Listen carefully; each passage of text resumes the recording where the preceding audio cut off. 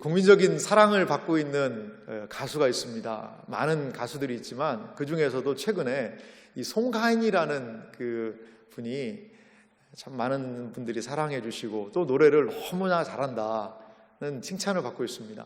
이 송가인이라는 분은 고향이요 전라남도 진도더라고요. 근데 이 진도에는요 3가지를 자랑하지 말라는 이야기가 있습니다. 첫 번째, 진도에서는 뭘 자랑하면 안 되냐? 노래 자랑을 하면 안 된다는 거죠. 이 진도 사람들이 노래를 원래 잘한다는 거예요. 남도, 민요 이런 게 많지 않습니까? 두 번째, 진도에서는 자랑하지 말라는 게 있습니다. 그게 뭐냐면 바로 그림 자랑을 하지 말라는 거예요. 세 번째는 뭘 자랑하지 말라냐? 글씨를 자랑하지 말라는 거죠. 그러니까 그림, 글씨 이런 것들을 이 진도 사람들이 너무나 잘한다는 거죠. 역사적으로 보니까 그 지역이 유배 지역이었어요. 그렇기 때문에 많은 문인들이 거기에 와서 글을 쓰고 또 그림을 그리고 또 남도 민요 노래를 했기 때문에 그 지역 사람들에게 있어서 그것은 탁월하다는 것이죠. 그래서 그 지역에 가서는 그런 것들 자랑하지 말아라 라는 이야기가 있습니다. 사람들은요 저마다 자신의 장점, 잘하는 것들을 자랑하고 싶어 합니다. 노래 잘하는 것, 또 운동을 잘하는 것, 또 얼굴이 조금 예쁘게 생기고 잘생겼으면 그것을 자랑하고 싶어 하죠. 남보다 더 잘할 수 있는 것, 또 남보다 더 많은 것들을 내가 소유한 것을 자랑하고 싶어 합니다. 무슨 자랑 가장 많이 할까요? 그렇죠, 돈 자랑. 돈 있는 사람은 어떻게든지 그 돈 자랑 좀 하고 싶어요. 그리고 또 무슨 자랑이요? 자식 자랑. 내 자녀가 이렇게 잘 됐다는 그런 자랑들도 하고 싶어 합니다. 그래서 다른 사람보다 더 좀 좋은 것, 많은 것, 더 있고 더 잘하고 더 탁월한 무엇인가를 끊임없이 사람들은 자랑하고 싶어 합니다. 그런데요, 성경에 보니까 성경이 한 자랑을 얘기하는데 그것은 무엇이냐? 십자가를 자랑한다는 거예요. 여러분, 과연 이 십자가는 자랑할 만한 것일까요? 우리는 지난 2시간을 통하여 예수님에 대한 신앙 고백을 좀 살펴보았습니다. 예수님의 이름들의 의미를 살펴보았고요. 예수님이 어떻게 이 땅에 태어나셨는지, 참 인간으로, 참 하나님으로 이 세상에 오신 예수님에 대하여 지난 시간까지 살펴보았습니다. 여러분, 예수님께서 이렇게 참 하나님이요 참 인간으로 그 아름다운 이름들을 가지신 이분이 이 세상에 오셔서 얼마나 많은 일들을 하셨을까요? 귀신들을 쫓아내고요, 병자들을 고치고요, 죽은 사람들을 살리고, 그리고 주옥 같은 말씀으로 하늘의 신령한 비밀을 이 땅에 드러내 보여주셨습니다. 예수님의 생애와 삶은 자랑할 거리가 너무나도 많습니다. 그런데요, 놀라운 사실이 있습니다. 이렇게 예수님의 생애와 삶의 자랑거리가 이렇게 풍부함에도 불구하고 오늘 사도신경, 예수님에 대한 핵심적인 신앙 고백은 그런 내용들을 다 자랑하지 않고 기록하고 있지 않습니다. 그 모든 것들을 다 찾아볼 수가 없다는 것이죠. 오직 사도신경이 고백하는 것은 무엇입니까?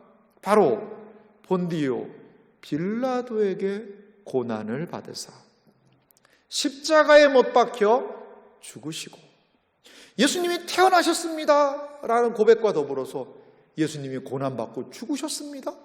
그것을 신앙 고백하고 있다라는 것입니다.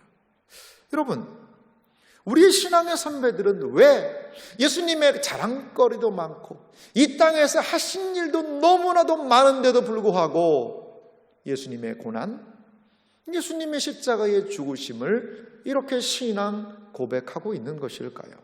오늘 이 아침에 예수님의 죽으심과 예수님의 고난 안에 있는 의미들을 우리가 살펴보기 원합니다. 먼저 우리가 예수님의 고난에 대해서 좀 살펴볼 필요가 있습니다. 우리는 예수님의 고난하면 오늘 종려주일부터 해서 내일부터 진행되는 이 한 주간의 고난주간, 특별히 십자가 고난만을 생각할 수 있습니다. 하지만요, 예수님의 고난은 단지 그 십자가를 지시는 그 고난주간에만 묵상할 수 있는 그 정도만은 아니었다는 것이지요.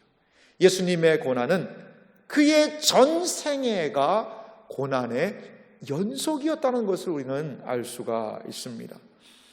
그런데요, 이 예수님의 고난에 대해서 이야기를 하면서 사도신경은 무엇을 고백합니까? 본디오 빌라도를 언급을 하고 있어요. 예수님의 고난을 언급하면서 왜 먼저 본디오 빌라도를 언급을 하고 있는 것일까요? 그것은요, 이 본디오 빌라도가요, 이 역사적인 인물이라는 것이죠. 본디오 빌라도는 이 이스라엘을요, 약 AD 26년에서 36년까지 한 10여 년 정도 다스렸던 것으로, 총독으로 그렇게 다스렸던 것으로 역사가들은 증언을 하고 있습니다. 그런데 예수님의 고난에 이 본디오 빌라도를 언급을 하고 있는 것이죠. 이 본디오 빌라도를 언급한다는 것은 아마 이런 의미가 있습니다. 본디오 빌라도는요, 로마 제국의 권력, 이 로마 제국의 의지를 지금 총독으로서 표현하고 있습니다. 그리고 큰 하나님의 구속의 경륜을 집행하는 그 역할을 감당하고 있는 것이지요. 그런데 이 본디오 빌라도라는 사람을 언급하면서 예수님의 고난이, 예수님의 십자가의 죽으심이 역사적인 사실이라는 것을 우리에게 보여주고 있다는 것입니다. 본디오 빌라도는 예수님의 고난에 받으신 것의 대명사가 되었습니다. 그런데 본디오 빌라도를 사도신경이 언급하는 것은 예수님의 죽으심이 신화라든가 예수님이 그냥 많은 어려움을 우리를 위해서 하셨다는 그런 상징적인 의미라든가 이러한 것이 아니고 본디오 빌라도에게 고난을 받으심으로 인하여서 역사적인 죽음, 사실적인 죽음을 당하셨다는 것을 성경을 통하여 본디오 빌라도라는 인물을 통하여 우리에게 보여주고 계신다는 것입니다. 만약에요, 기독교 신앙이 픽션, 소설이라면 우리의 구원도요, 픽션, 소설이 될 수밖에 없습니다. 우리의 기독교 신앙이 사실이라면 우리의 구원도 또한 사실이 될 수 있다는 것을 믿으시기 바랍니다. 우리는 본디오 빌라도를 통하여 고난받으신 역사 한가운데에서 실제로 고난받고 십자가에 죽으신 예수님의 역사성에 또한 근거하여 우리의 구원이 달려있다는 것을 기억하시기 바랍니다. 예수님이 당하신 이 고난의 구체적인 내용을요, 우리 좀 살펴보면은요, 먼저 예수님이 당하신 고난은요, 한 인간이 겪을 수 있는 가장 큰 육체적인 고난을 당하셨어요. 육체적인 고난을 당하셨다는 것입니다. 예수님은 이 30년의 사생애와 3년의 공생애를 사신 것으로 보는데요, 예수님의 생애 자체가 고난의 시작이자 고난의 연속이었다는 것이죠. 예수님의 출생애 때에도 그 예수님을 죽이겠다는 그 사람들 때문에 피난을 가야 하는 그런 여정. 아마도 예수님의 아버지인 요셉은 일찍 죽었던 것 같아요. 그렇기 때문에 장남으로서의 그 가정을 돌보아야 되는 그 상황들, 여러 고난이 그에게 있었습니다. 예수님은 사역하시면서 마태복음 8장 20절에 이렇게 예수님은 표현하고 계세요. 예수께서 이르시되 여우도 굴이 있고 공중의 새도 거처가 있으되 인자는 머리 둘 곳이 없다 하시더라. 머리 둘 곳 없는 그러한 삶, 그러한 어려운 삶을 사셨다는 것이지. 그리고 예수님은 십자가를 통하여 가장 강렬하고 극렬한 고난, 육체적인 고난을 당하셨던 것을 볼 수가 있습니다. 두 번째는요, 예수님이 한 인간이 당할 수 있는 가장 최고의 정신적인 고통을 또 당하셨어요. 예수님께서는 이 가족에게도 또한 그 당시 종교 지도자들에게도 많은 사람들에게도 제자들에게도 고통을 당하신 것을 볼 수 있습니다. 마가복음에 보니까 이런 장면이 있어요. 제가 한번 읽어드릴 테니까 들어보시기 바랍니다. 집에 들어가시니 무리가 다시 모임으로 식사할 겨를도 없는지라 예수의 친족들이 듣고 그를 붙들러 나오니 이는 그가 미쳤다 함이러라. 예루살렘에서 내려온 서기관들은 그가 바알세불이 집혔다 하며 또 귀신의 왕을 힘입어 귀신을 쫓아낸다 하니, 오늘 마가복음 3장 20절에서 22절이 우리에게 알려주고 있는 것은 무엇일까요? 예수님은요, 친척들은 예수님이 뭐라고 그랬어요? 미쳤다는 거죠. 예수님 미쳤다고 그냥 예수님 집으로 데려가는 거예요. 왜? 미쳤으니까. 미쳐서 저렇게 돌아다닌다라고 얘기하고. 네 동생들도 있고 네 엄마가 고생하고 있는데도 미쳐가지고 돌아다니냐? 그러면서 친척들은 예수님을 잡아가지고 가려고 하고, 예루살렘으로부터 온 종교 지도자들은요, 바알세불이 집혔다, 고상한 말을 썼는데 쉽게 말하면 뭐냐? 귀신 들렸다는 거예요. 예수님이 지금 귀신이 들려가지고 이렇게 했다는 거죠. 이렇게 사람들은 미쳤네, 귀신이 들렸네, 예수님에 대해서 끊임없이 인정하지 않고 험담하고 깎아내린다는 것이죠. 지금도 많은 사람들이요, 인터넷 댓글이나 여러 가지 그러한 온라인에서 많은 사람들의 폭언과 거기 얼마나 이게 정신적인 스트레스가 많습니까? 그래서 어떤 사람들은 유명을 달리하기도 하는 그러한 일들이, 극단적인 선택까지 하는 것이 이러한 정신적인 고통이죠. 그런데요, 예수님은 함께했던 제자들에게도 이러한 고통을 당하셨다는 거죠. 마태복음 26장 49절에서부터 50절 말씀을 좀 보면, 가룟 유다가요, 겟세마네 동산에서 기도하고 계시는 예수님께 찾아옵니다. 유다가 하는 말을 들어보세요. 49절입니다. 또 예수께 나와 라비여 안녕하시옵나이까 하고 입을 맞추니, 예수께서 이르시되 친구여 내가 무엇을 하려고 왔는지 행하라 하신대, 이에 그들이 나와 예수께 손을 대어 잡는지라. 가룟 유다의 배반의 배신의 키스, 그리고 그로 말미암아 예수님은 사람들에게 잡히게 되셨다는 것이죠. 56절에 보니까 또 이런 말씀이 있어요. 그러나 이렇게 된 것은 다 선지자들의 글을 이루려 함이니라 하시더라. 이에 제자들이 다 예수를 버리고 도망하니라. 가룟 유다와 모든 제자들이 다 예수님 버리고 도망했다는 거예요. 예수님 제자들 의리도 없어요.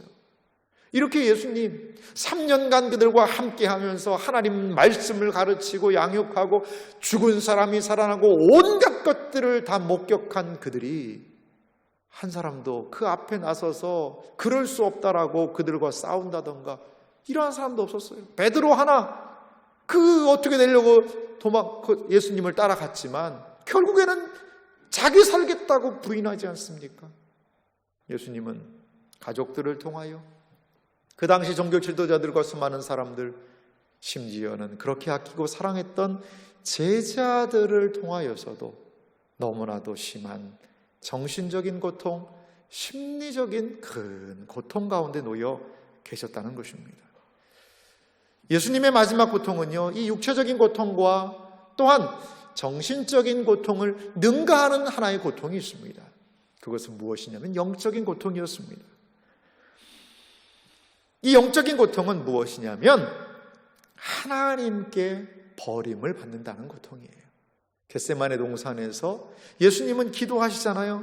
심히 두렵고 떨면서 그 겟세마네 동산에서 기도하시는 것은 내일 내가 십자가 지는데 아이고 얼마나 아플까, 야 내가 많이 고통스럽겠구나, 육체적인 고통이 두려워서가 아니었습니다. 온 인류의 죄를 뒤집어 쓰고 십자가에 죽으시는 것, 그것은 바로 하나님과 예수 그리스도 성자 예수님의 단절을 의미한다는 것이죠. 단절을요. 삼위 하나님은 온 우주가 시작되고 온 우주의 처음부터 마지막까지 영원까지 한 번도 이 삼위 하나님은 끊어지신 적이 없어요. 그 교제가 충만하고 늘 함께 하시는 분이셨다는 것이지요. 그런데 오직 십자가를 지시고 온 인류의 죄를 뒤집어 쓰시는 그때에는 삼위 하나님과의 이 교제에 단절을 경험할 수밖에 없다는 것입니다. 마가복음에 보니까요, 5장 15장 34절에 예수님께서 이렇게 기도하시는 장면이 있습니다. 제 9시에 예수께서 크게 소리 지르시되 엘리 엘리 라마 사박다니 하시니, 이를 번역하면 나의 하나님 나의 하나님 어찌하여 나를 버리셨나이까 하는 뜻이라. 영원한 삼위 하나님의 교제와 교통이 그 죄의 진노로 말미암아 끊어지게 되어버리고, 하나님과의 분리가 하나님과의 단절이 되었다는 것입니다.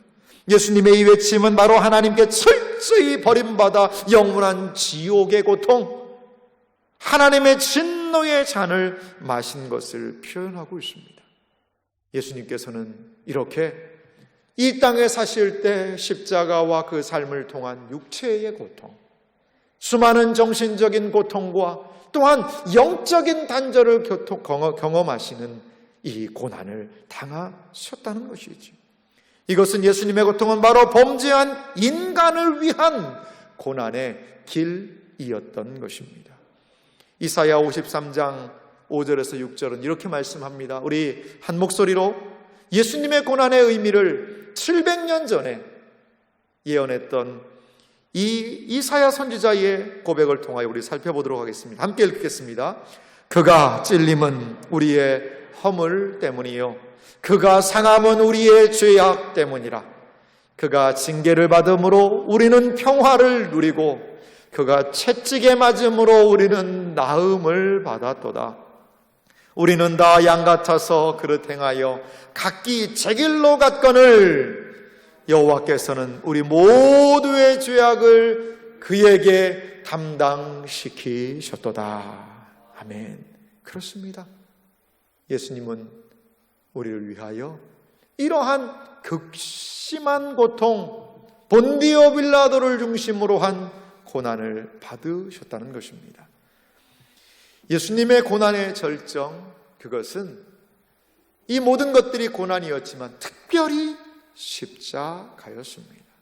우리는 두 번째로 예수님이 십자가에 못 박혀 죽으셨다는 그 장면, 사도신경의 고백을 살펴보기 원합니다. 여러분, 그런데 우리가 한 가지 의문이 생겨요. 왜 하필이면 예수님이 십자가에 죽으셔야만 했을까요? 세례 요한은 어떻게 죽음을 당했죠? 칼로 목 베임을 당해서 죽임을 당했습니다. 스데반은요, 돌에 맞아서 순교하는 그러한 죽임을 당했습니다. 예수님도 예수님이 그냥 돌아가시기만 하면 되는 것이 아닐까?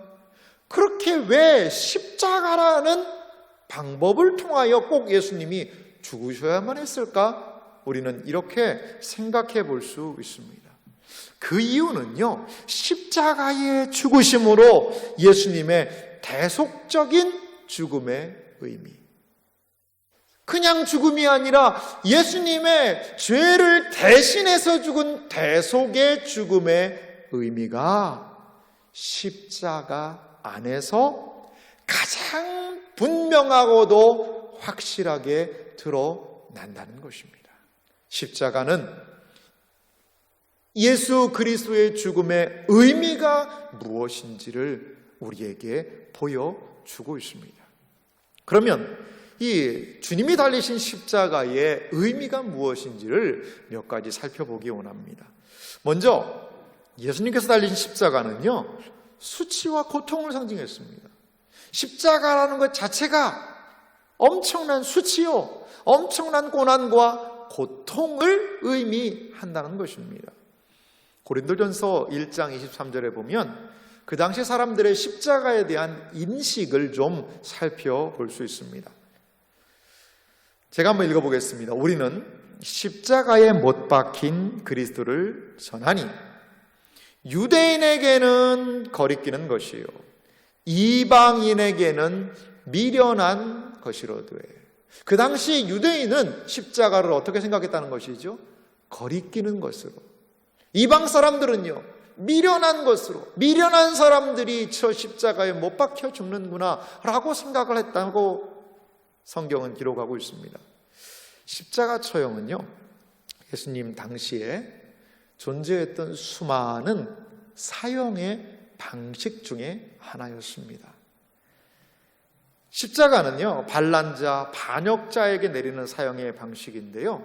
이 십자가가 놀라운 이유는 뭐냐면 이 가장 인간이 내릴 수 있는 가장 큰 고통을요, 가장 오랜 시간 주는 것이 바로 이 십자가라는 겁니다.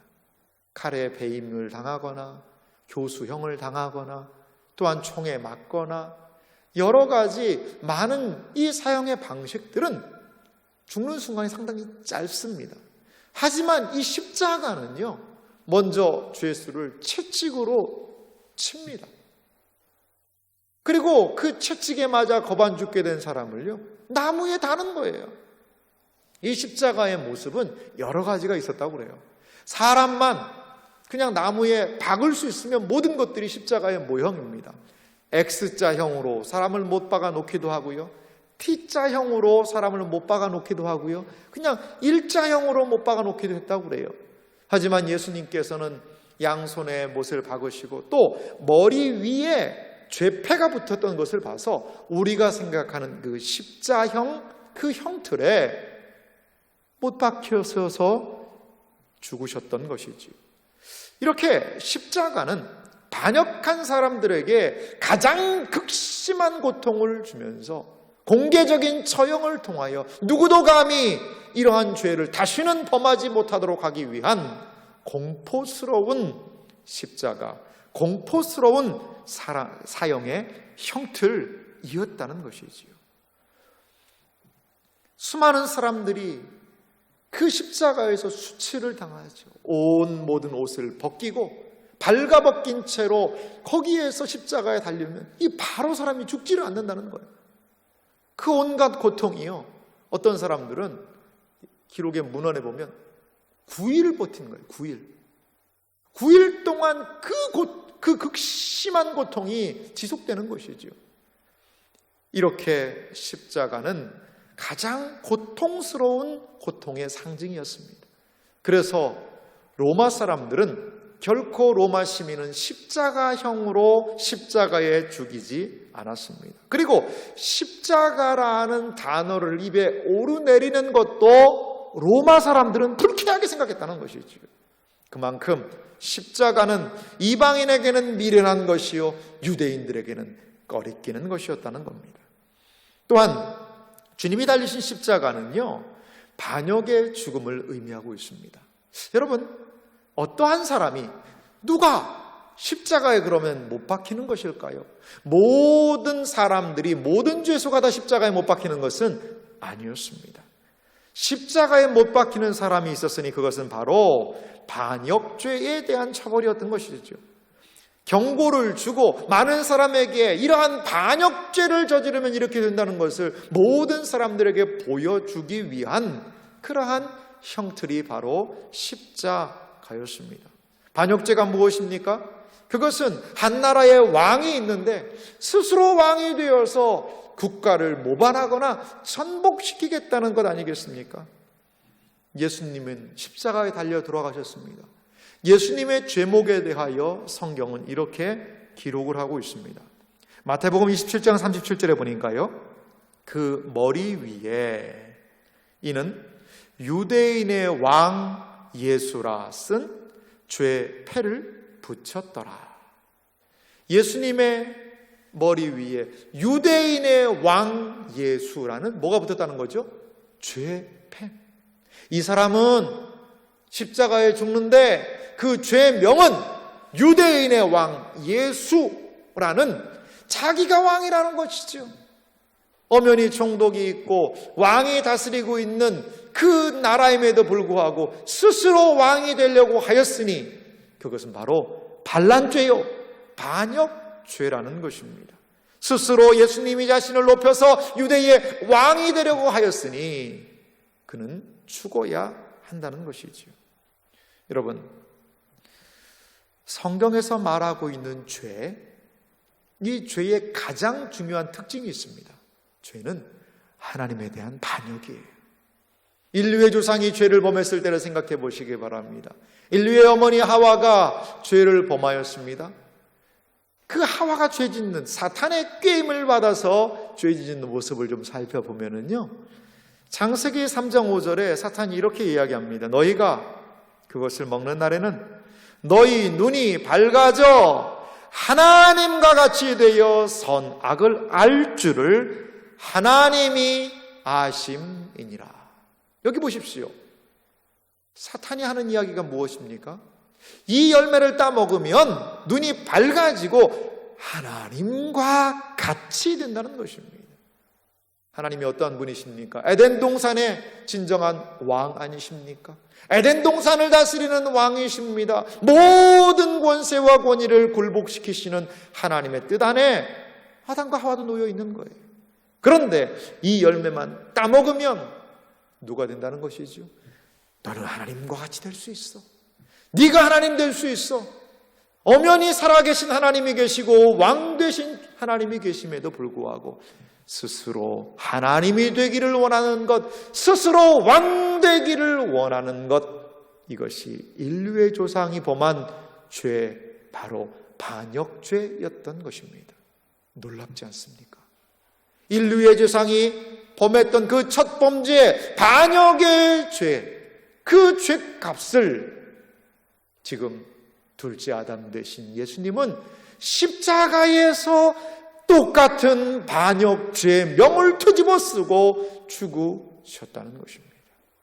예수님의 이 죽음은 단순한 우연한 죽음이 아니라 인류가 범한 하나님을 향한 반역의 그 죄의 명까지도 뒤집어 쓰고 그 모든 인류의 죄를 뒤집어 쓰고 십자가에서 죽으신 십자가는 반역죄에 대한 형벌임을 우리는 알 수 있습니다. 예수님께서는 온 인류가 하나님께 범죄한 반역의 죄값을 십자가에서 온 몸으로 감당하셨다는 것입니다. 마지막으로 십자가의 의미가 있습니다. 주님이 달리신 이 십자가의 마지막 의미는 가장 중요한 의미인데요, 그것은 십자가에 달려 죽은 것은 하나님의 저주를 받은 죽음이라는 것입니다. 신명기의 말씀을 보니까요, 이러한 말씀이 있어요. 사람이 만일 죽을 죄를 범함으로 내가 그를 죽여 나무 위에 달거든 그 시체를 나무 위에 밤새도록 두지 말고 그 날에 장사하여 내 하나님 여호와께서 내게 기업으로 주시는 땅을 더럽히지 말라. 나무에 달린 자는 하나님께 저주를 받았음이니라. 신명기 21장 22절에서부터 22절에 있는 23절에 있는 말씀입니다. 나무에 달린 자, 그 자는 하나님께 저주받은 죽음이라는 것입니다. 유대인에게 십자가에 달려 죽은 것은 바로 이 신명기의 말씀처럼 저주받은 죽음이라는 것이죠. 예수님이 십자가 나무에 달려 돌아가신 것은 분명히 하나님의 저주를 받은 것입니다. 이 예수님의 죽음은, 십자가의 죽음은 반드시 하나님의 저주가 임했다는 것이지요.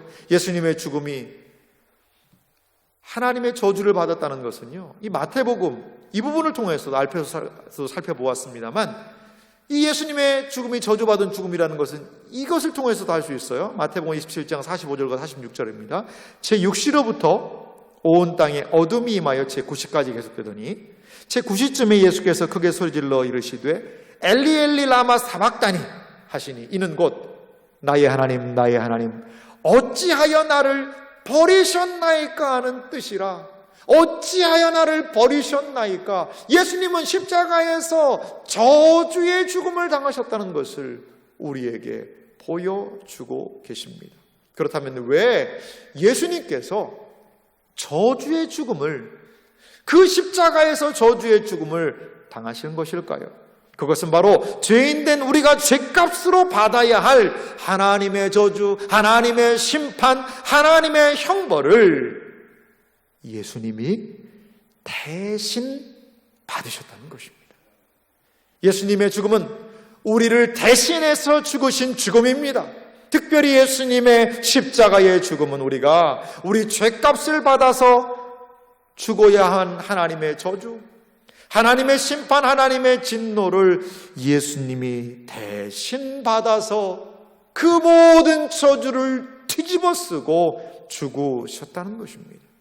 갈라디아서 3장 13절은 신명기 말씀을 인용하며 이렇게 말합니다. 그리스도께서 우리를 위하여 저주를 받은 바 되사 율법의 저주에서 우리를 속량하셨으니 기록된 바 나무에 달린 자마다 저주 아래 있는 자라 하였습니다.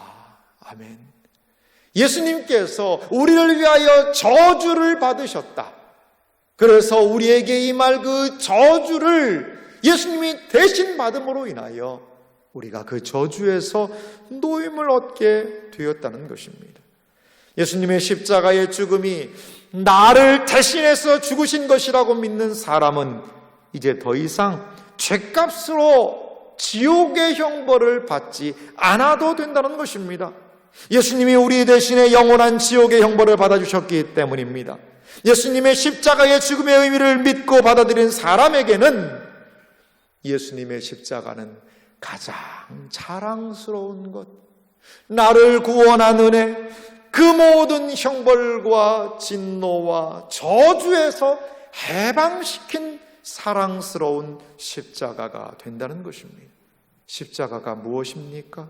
그것은 하나님의 아들이라 하더라도 하나님께서는 온 인류의 죄를 그 쏟아부으신 그 그리스도를 갈기갈기 찢어 죽이셔야만 하는 죄에 대한 형벌이요, 하나님의 저주요, 진노요, 심판이었다는 것입니다.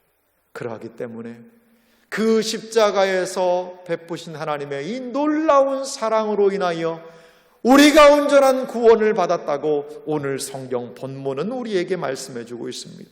로마서 5장 8절 말씀을 우리 한 목소리로 같이 읽어보겠습니다. 우리가 아직 죄인 되었을 때에 그리스도께서 우리를 위하여 죽으심으로 하나님께서 우리에 대한 자기의 사랑을 확증하셨느니라. 할렐루야. 그렇습니다.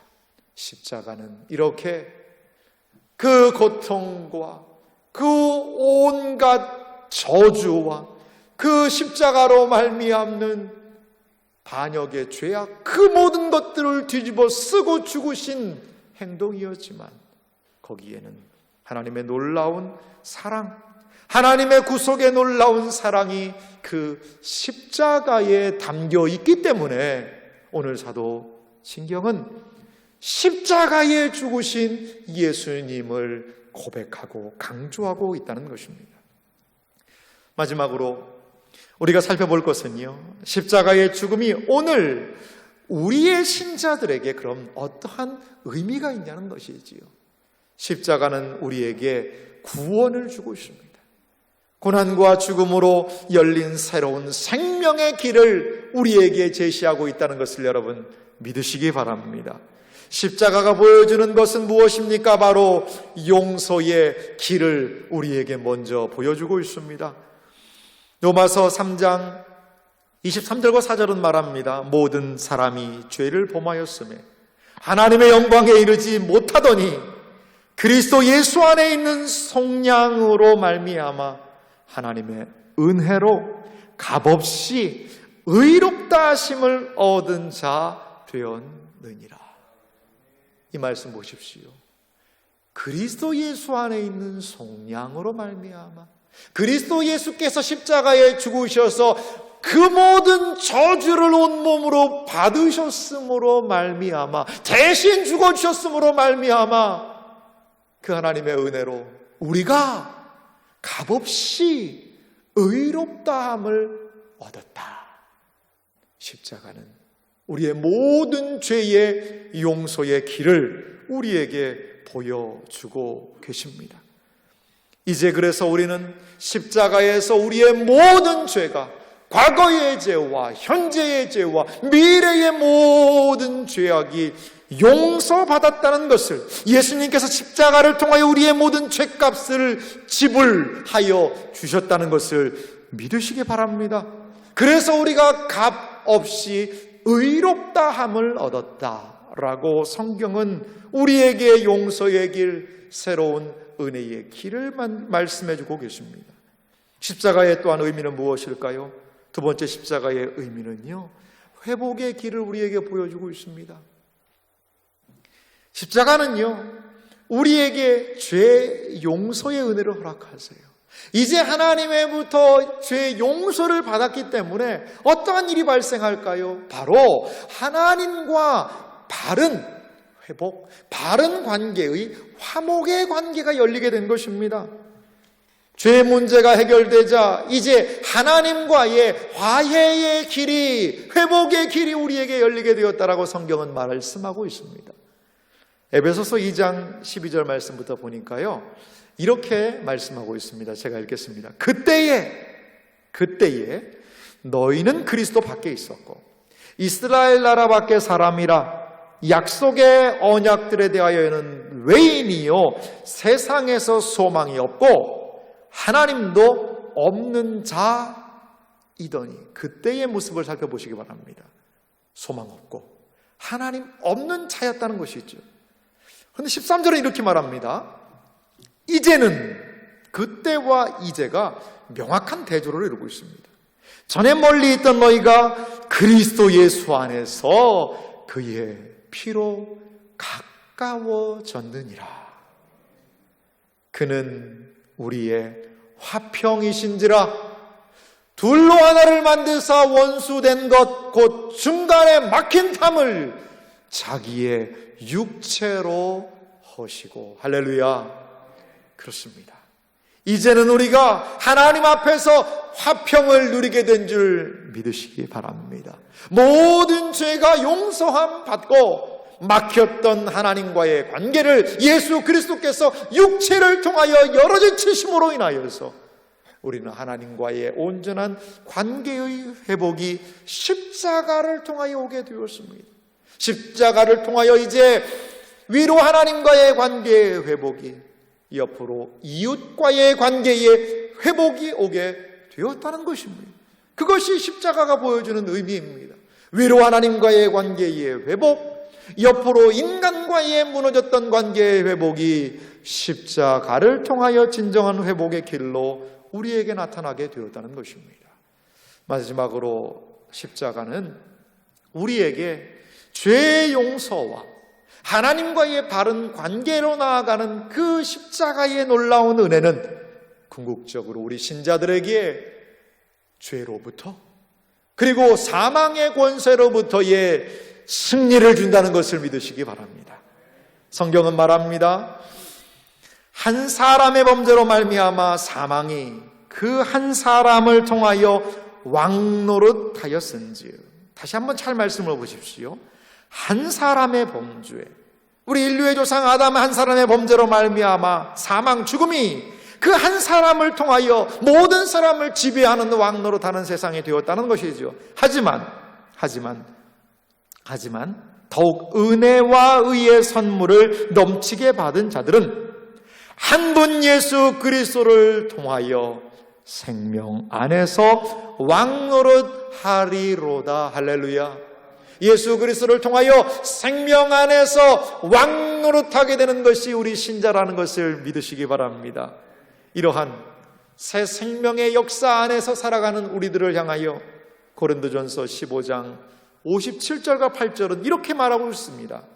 우리 주 예수 그리스도로 말미암아, 십자가에 죽으신 예수 그리스도로 말미암아 우리에게 승리를 주시는 하나님께 감사하노니. 십자가는 우리를 승리로 이끈다는 것을 믿으시기 바랍니다.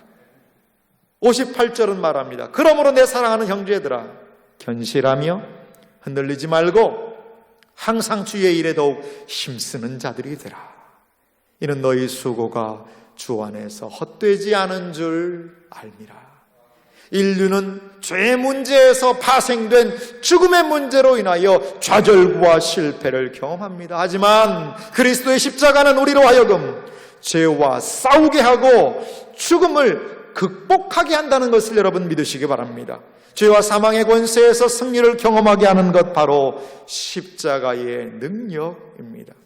우리에게 진정한 죄 용서의 은혜, 우리에게 십자가로 말미암는 하나님과의 진정한 관계의 화목과 회복, 죄와 사망의 권세에 대한 승리, 그 길을 하나님께서는 십자가를 통하여 우리에게 열어 놓으셨다는 것을 믿으시기 바랍니다. 최후 승리를 얻기까지 주의 십자가 사랑하리. 빛난 멸류관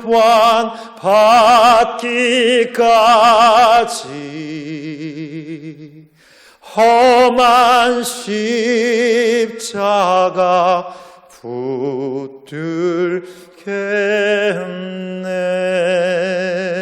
붙들겠네. 그렇습니다. 최후 승리를 얻는 그 순간까지 주님의 십자가를 붙들고 십자가 안에서 하나님이 하신 이 위대한 일들에 눈 떠서 나아가시는 여러분들이 되시기를 간절히 소망합니다. 여러분, 우리는 십자가의 길로 나아가야 할 줄 믿습니다. 우리는 무엇을 믿는 사람들입니까? 바로 본디오 빌라도에게 고난을 받으사 십자가에 못 박혀 죽으신 그분을 믿는 사람들이 우리라는 것을 여러분 믿으시기 바랍니다. 십자가의 죽음의 의미를 깊이 아는 사람은 본디오 빌라도에게 고난을 받아 십자가에 죽으신 것이 참으로 감격스러운 믿음과 신앙의 고백이 될 줄 믿습니다. 우리 모두 예수님에 대한 바른 신앙 고백이 있기를 소망합니다. 우리 모두 예수님의 참제자로서 주님께서 우리에게 맡겨주신 십자가의 의미를 바로 깨닫고 그 십자가를 의지하며 나아가는 그러한 생애와 삶이 되시기를 주님의 이름으로 축원합니다. 이 시간 말씀을 기억하며